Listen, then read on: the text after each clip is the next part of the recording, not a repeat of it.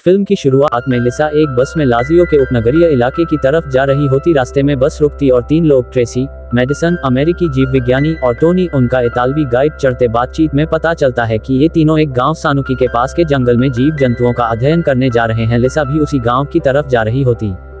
गांव पहुंचने पर ट्रेसी और मेडिसन जंगल में कैंप लगाने की तैयारी करते, जबकि लिसा होटल में रुकने का प्लान बनाती। अगले दिन लिसा बस का इंतजार कर रही होती है। तभी एक स्थानीय युवक मार्कस उससे बात करता। वह लिसा को बताता है कि इस इलाके में बस नहीं मिलेगी और उसे हवेली तक छोड़ने की पेशकश करता। थोड़ा झिझकने के बाद लिसा मान जाती। मार्कस उसे माल्विट हवेली तक ले जाता, जो एक पुरानी और ऐतिहासिक इमारत है। वहां लिसा का स्वागत हवेली की मालिक एम्मा माल्विट करती हैं। एम्मा एक फिट और आकर्षक महिला हैं, जो अपनी बेटी जूलिया के साथ रहती हैं। एम्मा लिसा को एक जली हुई पेंटिंग दिखाती, जिसे बहाल करने में लगभग 1 महीना लग सकता है, लेकिन एम्मा इसे सिर्फ 2 हफ्तों में पूरा करने का आदेश देती हैं। लिसा तुरंत काम शुरू करती और पेंटिंग के साथ वाले कमरे में ही सोने का फैसला करती।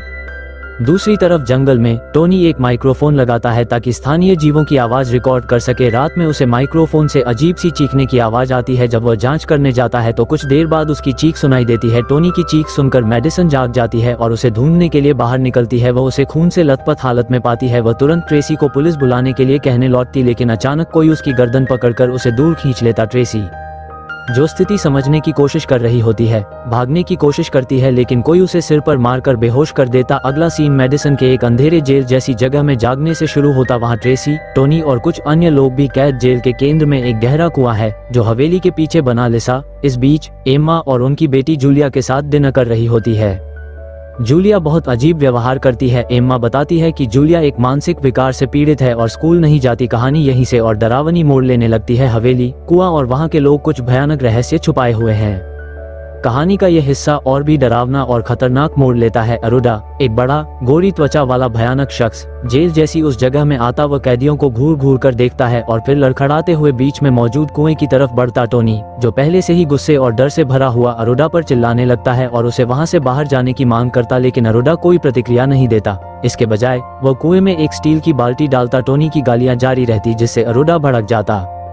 गुस्से में अरुडा टोनी की कोठरी के पास आता है और कसाई के चाकू से उसकी पीठ पर वार कर देता। ये देखकर बाकी महिलाएं डर से चीखने लगती हैं, लेकिन अरुडा बिना किसी दया के टोनी को घसीटते हुए कुएं में फेंक देता है। इस खौफनाक मंजर के बाद वो वापस हवेली की ओर चला जाता है। दूसरी तरफ लिसा पेंटिंग के जीर्णोद्धार में गहराई से जुटी होती। उसे पेंटिंग के जलने के निशानों के नीचे एक अजीब बिल्ली जैसे चेहरे का पता चलता है। वो इस चेहरे से मोहित हो जाती है और उसे साफ करने की कोशिश करती, लेकिन तभी कमरे में एक तीखी चीख गूंजती, जिससे वह डरकर पीछे हट जाती है। डर के कारण उसका हाथ कांप जाता है और वह अपने औजार से अपनी उंगली काट लेती। खून पेंटिंग पर गिर जाता और लिसा सहम जाती। इस बीच जेल में कैद रोको भागने की कोशिश कर रहा होता है। वह नेल कटर से अपनी कोठरी की सलाखों को काटने की कोशिश करता, लेकिन नेल कटर का फाइल नाली में गिर जाता। मजबूर होकर वह मेडिसन से मदद मांगता। रोको उसे बताता है कि उसके सेल के नीचे एक रास्ता है, लेकिन अब उसके पास औजार नहीं है। वह मेडिसन से वादा करता है कि अगर वह भागने में मदद करती है तो वह बैकअप लाएगा।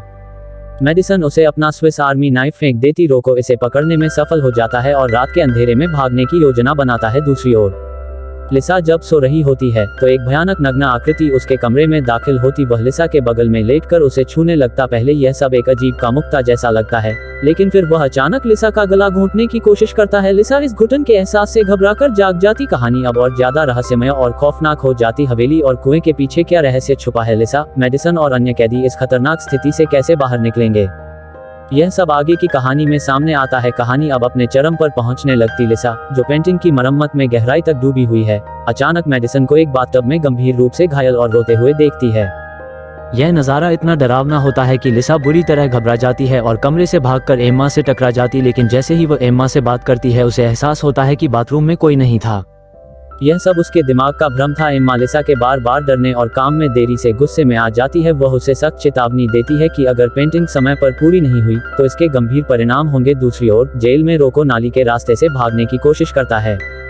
वो लोहे की जाली को हटाने में सफल हो जाता है और उसमें घुसने का प्रयास करता, लेकिन जैसे ही वह नाली में उतरता है कुछ भयानक होता है। अचानक दुबली पतली भूतिया भुजाएं उसकी गर्दन पकड़ लेती हैं और उसकी त्वचा को चीरना शुरू कर देती है। भयानक आकृति रोको को तुरंत मार देती और उसके मांस को खाना शुरू कर देती है। इधर लिसा पेंटिंग को पूरा करने के लिए दिन रात मेहनत कर रही होती है। तभी जूलिया, एम्मा की बेटी, लिसा से मिलने आती है और उसे पेंटिंग का रहस्य बताती है। जूलिया बताती है कि यह पेंटिंग 1493 में बनाई गई थी और इसमें एक भयानक राक्षस माँ गोरान को बुलाने का तरीका दिखाया गया। राक्षस को बुलाने के लिए मानव बलि दी जाती है। जब राक्षस प्रकट होता है तो एम्मा उसे फंसा लेती है और उसके खून का इस्तेमाल खुद को युवा बनाए रखने के लिए करती है। जूलिया आगे चेतावनी देती है कि अगर आधी रात से पहले लाल चांद पेंटिंग पर चमकेगा तो यह अभिशाप अगले 500 सालों के लिए फिर से सक्रिय हो जाएगा। जूलिया इस अभिशाप की सच्चाई साबित करने के लिए लिसा को अंतिम 3 पीड़ितों के बारे में बताती है। वह कहती है कि ये पीड़ित एक अश्वेत लड़की, एक सुनहरे बालों वाली लड़की और एक लड़के के रूप में चुने गए थे। लिसा को तुरंत एहसास होता है कि ये विवरण उन 3 पर्यटकों से मेल खाते हैं जिनसे वह बस में मिली थी, ट्रेसी, मेडिसन और टोनी। यह रहस्योद्घाटन लिसा को और ज्यादा डरा देता है। अब सवाल उठता है कि लिसा इस भयानक खेल से बच पाएगी या नहीं, और क्या वो इस अभिशाप को रोकने में सफल हो पाएगी। जूलिया लिसा को उस तहखाने में ले जाती है जहाँ कैदियों को रखा गया है। जैसे ही वे वहाँ पहुँचते हैं, अरोड़ा को एक दरवाजा खोलकर तहखाने में जाते हुए देखते हैं। इसी बीच एम्मा जूलिया को आवाज देती है, जिससे जूलिया मजबूर होकर वहां से चली जाती। हालांकि वह कैदियों की मदद करने का वादा करती है। लिसा अपने बचाव के लिए एक लोहे की छड़ उठाती है और तहखाने में अरोड़ा का पीछा करती है। वह अरोड़ा को एक सेल रूम में प्रवेश करते हुए देखती है, लेकिन गलती से धातु की छड़ें गिरा देती है, जिससे शोर हो जाता है। अरोड़ा जांच करने के लिए रुकता है, लेकिन सौभाग्य से लिसा पास की एक मेज के नीचे छिप जाती। तभी वह देखती है कि अरोड़ा ने कटे हुए हाथ और पैरों को पकड़ रखा है। यह नज़ारा लिसा को हिला देता है। दूसरी तरफ अरोड़ा सोचता है कि यह शोर चूहों के कारण हुआ है और वापस कमरे में चला जाता। ट्रेसी, जो अपने सेल में है, डर के मारे जम जाती है। जब अरोड़ा उसका सेल खोलता है तो वह बहादुरी से उस पर हमला करती है और भागने की कोशिश करती। हालांकि सीढ़ियों पर लड़खड़ाने के कारण वह बेहोश हो जाती है। जब वह होश में आती है तो अरोड़ा को उसके ऊपर लाल गर्म चाकू के साथ खड़ा पाती है। अरोड़ा निर्दयता से उसका चेहरा जलाता है और फिर उसे उठाकर ले जाने लगता। इसी बीच लिसा अपने लोहे की छड़ से अरोड़ा के सिर पर जोरदार वार करती है। अरोड़ा गिरकर बेहोश हो जाता। इस मौके का फायदा उठाकर लिसा ट्रेसी को बचाकर वहां से भाग जाती। तहखाने में होश में आने के बाद अरोड़ा देखता है कि एक कोठरी का रास्ता खुला है और उसमें रोको का आधा खाया हुआ शरीर पड़ा। वह समझ जाता है कि कुएं में बंद किया गया राक्षस अब आजाद हो चुका है। जैसे ही वह पलटता है, वह गोरान नाम के राक्षस को अपने सामने खड़ा देखता है। यह वही राक्षस है जिसे एम्मा ने सदियों पहले कैद किया था। गोरान तुरंत अरोड़ा पर हमला करता है और उसे खा जाता। दूसरी तरफ लिसा और ट्रेसी किसी तरह हवेली से बाहर निकलने में सफल हो जाते। बाहर उन्हें मार्कस मिलता है, जिसे देखकर वे राहत महसूस करते हैं, लेकिन ये राहत जल्द ही एक डरावने मोड़ में बदल जाती है।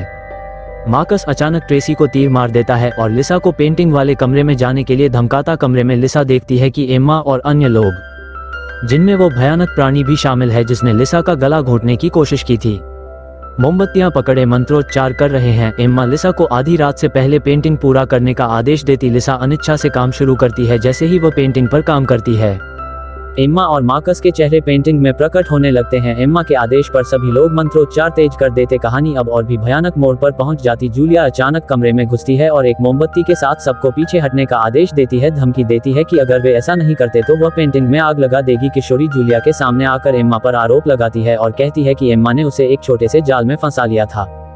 एम्मा को यह सुनकर गुस्सा आ जाता और वह मार्कस को आदेश देती है कि वह जूलिया को मार डाले, लेकिन इससे पहले कि मार्कस कुछ कर पाए, लिसा सफाई करने वाले घोल को उसके चेहरे पर फेंक देती है। ये देखकर एम्मा और भी ज्यादा गुस्से में आ जाती है और लिसा को तीर से मार देती है। ठीक इसी वक्त मार्कस उन दोनों को खत्म करने के लिए बढ़ता है, लेकिन तभी चांदनी कमरे में भर जाती है और जैसे ही यह चांदनी सभी को छूती है, वे सब अपने असली वृद्ध रूप में बदल जाते हैं। वे सूखकर मांस के गोले में तब्दील हो जाते। लिसा और जूलिया डर से देखती हैं कि एम्मा तेजी से बूढ़ी होती जाती है, फिर राख में बदलकर गायब हो जाती। जूलिया भी अब बदलने लगती है और हम देखते हैं कि वह किशोरी से कहीं अधिक वृद्ध रूप में बदल रही है।